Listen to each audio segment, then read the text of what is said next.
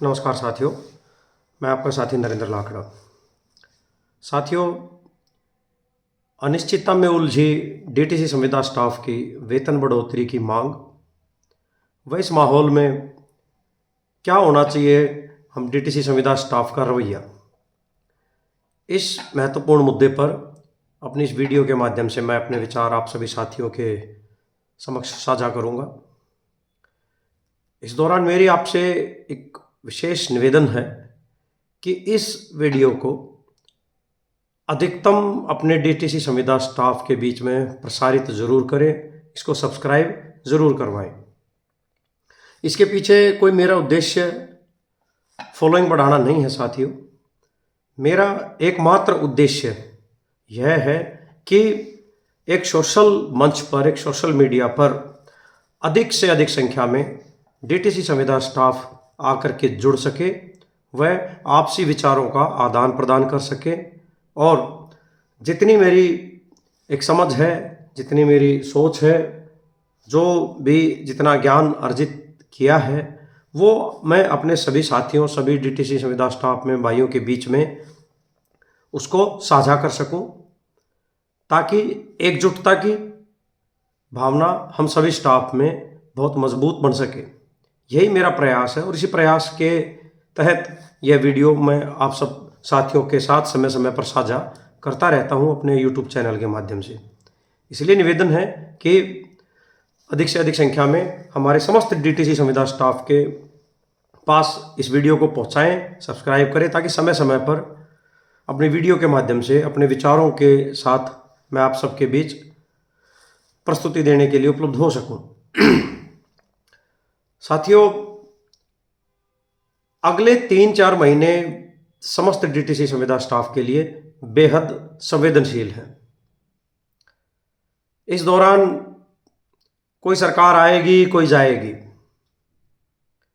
लेकिन हमें यह समझना चाहिए दोस्तों कि सरकारें कोई भी हों, कंपनियां कोई भी हों, मालिक कोई भी हो, एक स्वाभाविक नियति है कि सबसे पहले हर कोई अपने फायदे की बात सोचता है।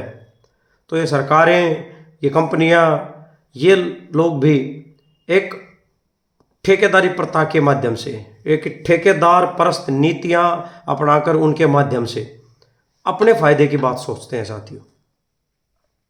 तो ऐसे में क्या जो हम कर्मचारी हैं उनको अपने फायदे की नहीं सोचनी चाहिए? यह एक बड़ा सवाल है मेरे साथियों, जिसके ऊपर हम सब डीटीसी संविदा स्टाफ को एक बड़े वैचारिक मन के साथ मंथन करना चाहिए। इन सरकारों और प्रबंधकों से अपने अधिकारों की प्राप्ति के लिए हम कर्मचारियों के पास एकमात्र जो अस्त्र शस्त्र है ना दोस्तों, वो है हमारी एकजुटता और हमारी संगठन की ताकत। क्योंकि बगैर जागरूकता के ना तो हमारे बीच में कोई एकजुटता हो सकती है और ना ही हम संगठित हो सकते हैं। इसलिए जागरूकता बेहद जरूरी है। किसी की सोच का स्तर थोड़ा सा कम हो सकता है, किसी की थोड़ा ज़्यादा हो सकता है। सब तरह के स्टाफ हैं यहाँ, सब तरह के साथी हैं। तो एक स्तर पर ऊपर उठने के लिए, संगठित होने के लिए, एकजुट होने के लिए जो हमें अपनी समझ को विस्तार देने की ज़रूरत है, वो जागरूकता से ही आएगी दोस्तों।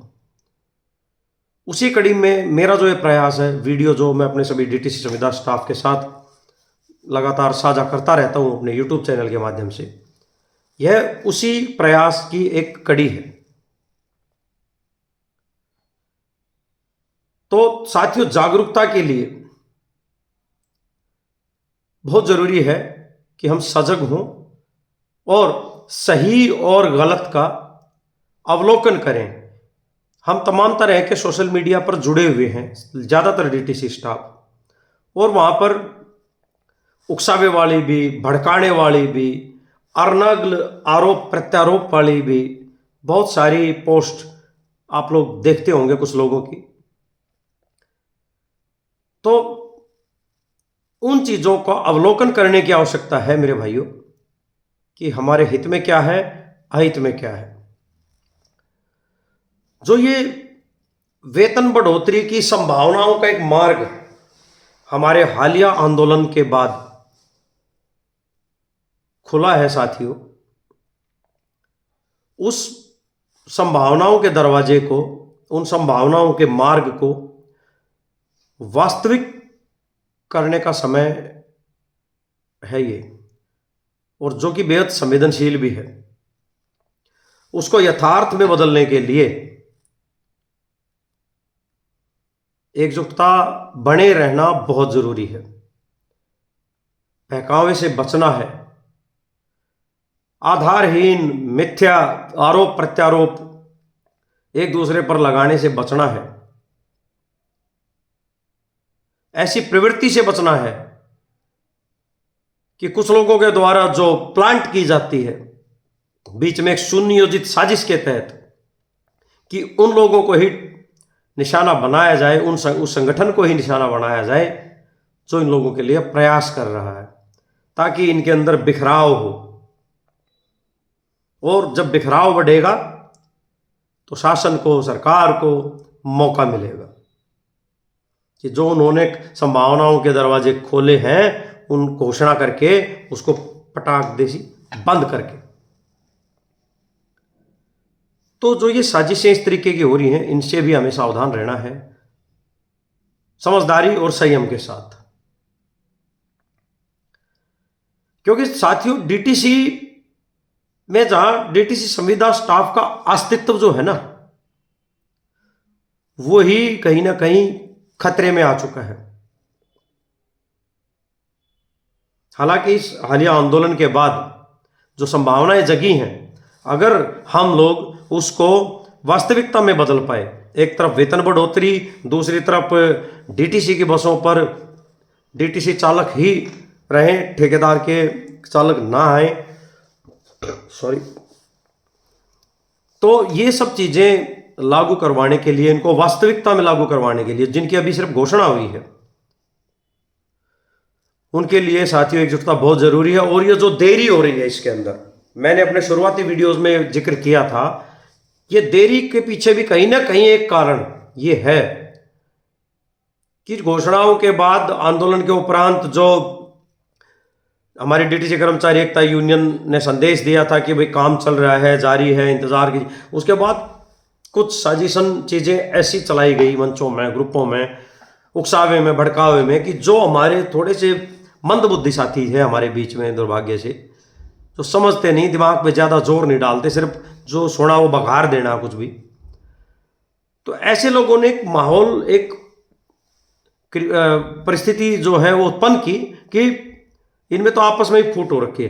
अरे जहां उंगली उस शासन, उस व्यवस्था के विरुद्ध उठनी चाहिए थी कि भैया जो घोषणा हुई है उस पर देरी आप लोग कर रहे हैं, गलत कर रहे हैं, वहां उतनी उंगलियां नहीं उठी, बल्कि उससे कहीं ज्यादा फावड़े उठ गए कब्र खोदने के लिए। अपने ही साथियों के, जो हमारे यूनियन के साथी हैं, जो नेतृत्वगण है, जो काम कर रहा है, जो कर्मचारियों के हितों की मांग के लिए आवाज उठा रहे हैं, दिन रात मेहनत कर रहे हैं, उन्हीं के साथ आरोप प्रत्यारोप, झूठे लांछन। तो ये सब चीजें देख करके साथियों, उन लोगों को लगा कि कोई जरूरी नहीं है इसमें तत्परता दिखाने की, जल्दी दिखाने की, आगे जब सरकार आएगी, जबकि जब देखेंगे, अभी घोषणा ही तो हुई है। अगर उस दौरान, अगर आप वैचारिक एकजुटता, पूरा स्टाफ इन लोगों के उकसावे बहकावे को बिल्कुल दरकिनार करता और दिखाता मजबूती से, तो उन पर दबाव पड़ता। दबाव अभी भी है, लेकिन स्टाफ को एक सावधान रहने की गुजारिश के तहत मैं ये चीज बता रहा हूं कि ऐसे जो कुछ दूसरों के हाथों में खेलने वाली कठपुतलियां हैं हमारे बीच में, जो अपना फायदा जानती ही नहीं कि उनका क्या फायदा है, किस चीज में उनका फायदा है, तो ऐसे लोग दुश्मन से भी ज्यादा खतरनाक होते हैं। ऐसे विचारों से बचना है। ऐसे विचार जो सोशल मीडिया पर प्रसारित हो जाते हैं कभी कभी कहीं से, उनको ज्यादा भाव नहीं देना है, तूल नहीं देना है। बल्कि उनको चुप कराना है, उनको उनकी हैसियत और उनकी औकात दिखानी, उनको वास्तविकता से अवगत कराना है कि समझ जाइए कुछ नहीं रखा इन चीजों में। और इन हालिया जो परिस्थितियां थी और ये जो आंदोलन हुए, हमारी बहनों ने एसएनडी से जिस प्रकार आंदोलन शुरू किया, पूरा स्टाफ तो शोषित था ही, एक चिंगारी हुई और एकजुटता के साथ रोष पूरे स्टाफ में आया और आंदोलन हुआ, विरोध प्रदर्शन हुआ। उसको जिस प्रकार से एक दिशा और गति दी, जैसा कि मैं पहले भी कह चुका हूं, डीटीसी कर्मचारी एकता यूनियन के जो हमारे नेतृत्वगण हैं, उन सब का जो वे प्रयास कर रहे हैं, निरंतर प्रयास कर रहे हैं पिछले कई सालों से, उनके इन प्रयासों का समस्त डीटीसी स्टाफ को कृतज्ञतापूर्वक आभारी होना चाहिए। संस्कार तो यही कहते हैं साथियों। और अभी हालिया एक और हमारी यूनियन दिल्ली परिवहन मजदूर संघ की तरफ से भी चिट्ठी लिखी गई है प्रशासन को, हमारी वेतन बढ़ोतरी की मांग के संबंध में, इसको जल्द से जल्द लागू किया जाए। हम उसका भी स्वागत करते हैं। साथियों, यहां पर जो ये समय है, ये कोई किसी एक यूनियन या संगठन या किसी 2-4 लोगों को श्रेय देने का या किसी के ऊपर उंगली उठाने का नहीं है। अरे अस्तित्व बचेगा तभी तो ना कोई संगठन रहेगा, तभी तो कोई नेतृत्व रहेगा। जब अस्तित्व ही नहीं होगा डीटीसी में, कर्मचारी ही नहीं बचेगा, तो फिर कहां यूनियन, कौन नेता, क्या होगा? तो ऐसी परिस्थितियों में जिस प्रकार डीटीसी कर्मचारी एकता यूनियन लगातार डीटीसी कॉन्ट्रैक्ट कर्मचारी हितों के लिए अपनी आवाज उठा रही है, संघर्ष कर रही है, दिन रात जुटे हुए हैं, और जिस प्रकार से ये एक और यूनियन अभी समर्थन में आई है, चिट्ठी लिखी है, इसी तरीके से सभी संगठनों को एक मंच पे आना चाहिए। कौन यूनियन बड़ी है, कौन छोटी है, कौन प्रतिनिधि करेगी, कौन प्रतिनिधित्व नहीं करेगी, बाद के विषय हैं। पहले यहां पर जो अस्तित्व पर संकट आया हुआ है, डीटीसी खत्म होने की कगार पर है, कर्मचारियों को बाहर निकालने की जो साजिशें हो रही हैं, जो ठेका परस्त नीतियां सरकार की लगातार बन रही हैं, उनसे बचने के लिए जो एकजुटता चाहिए, उस एकजुटता के लिए जो हमें एक दिशा निर्देश, एक मंच चाहिए, उस मंच पर डीटीसी कर्मचारी एकता यूनियन के साथ सभी यूनियनें आए, अपने कर्मचारियों के साथ, अपने भाइयों के साथ खड़ी हों, ऐसा मेरा उनसे निवेदन है। जिस प्रकार डीटीसी कर्मचारी एकता यूनियन के अलावा परिवहन संघ, मजदूर संघ भी एक अपने लेटर के साथ, चिट्ठी के साथ एक सकारात्मक रूप से आगे आया है, हम उनका भी आभार प्रकट करते हैं। तो साथियों, यहां पर मैं फिर कहता हूं कि सोशल मीडिया पर सरकार की, प्रशासन की, सबकी निगाहें हैं कि हम लोग आपस में कितने एकजुट हैं, क्या हमारे वैचारिक मतभेद हैं, कोई मांग लंबित हो जाने पर, प्रक्रियाओं में उलझाए जाने पर, या थोड़ी सी उसको देरी कर देने पर हमारा क्या रवैया रहता है। तो साथियों, अपने रवैये को सकारात्मक दिशा में, एकजुटता की तरफ लेके जाना है। नकारात्मकता और विरोधाभासी बयानबाजियों को तूल नहीं देना है साथियों। अपने समझ के दायरे को बढ़ाना है। यह समय बेहद संवेदनशील है और जो एक संभावना बनी है, पल नहीं लगेगा दरवाजा बंद होने में, अगर हम लोगों ने अपनी एकजुटता को बखेर दिया तो साथियों, मेरा यही निवेदन है कि अपने संगठन के साथ, अपने समस्त स्टाफ को एक सकारात्मकता के साथ एकजुट रखें, क्योंकि आगामी जो समय है, आंदोलन फिर किए जाने की संभावनाएं हैं अगर ये मांगे हमारी नहीं लागू की जाती हैं। तो जिनको मान तो लिया गया है लेकिन लागू नहीं किया गया है, बजट दे दिया गया है, मान लिया गया है, मुख्यमंत्री ने घोषणा कर दी है, लेकिन जिसके आधिकारिक आदेश लागू करने के अभी तक जारी नहीं हुए हैं, तो उसके लिए हो सकता है कि फिर से आपको आंदोलन के लिए उतरना पड़े। तो इसके लिए अपनी पूरी निष्ठा, पूरे हौसले और पूरी एकजुटता के साथ अपने यूनियन, डीटीसी कर्मचारी एकता यूनियन, जो कि हमारे इस मामले में आगे बढ़कर नेतृत्व कर रही है, और साथ में जो भी संगठन उनके साथ जुड़ रहे हैं, आ रहे हैं, तो संगठन के प्रति हमें पूरी शक्ति और सामर्थ्य और हौसले के साथ तन मन धन से खड़े होना है, क्योंकि किसी एक का हित नहीं है साथियों, समस्त डीटीसी संविदा स्टाफ के हित जुड़े हुए हैं। जो ये संभावनाओं का दरवाजा खुला है, इसको यथार्थ में बदलना है।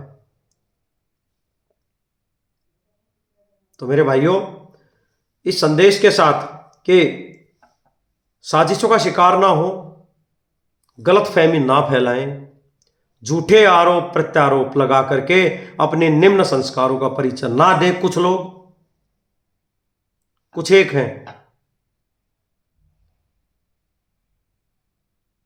उम्मीद करते हैं कि वे साथी भी समझेंगे और अपनी समझ को विस्तार देकर बढ़ा करके डीटीसी संविदा स्टाफ की एकजुटता को मजबूत करेंगे, ताकि हम अपना अस्तित्व यहाँ डीटीसी में बचा सकें, अपना बेहतर जीवन यहाँ जी सकें और एक बेहतर माहौल में यहाँ पर नौकरी कर सकें। इसी के साथ मैं इस वीडियो को यहीं विराम देता हूँ साथियों। नमस्कार।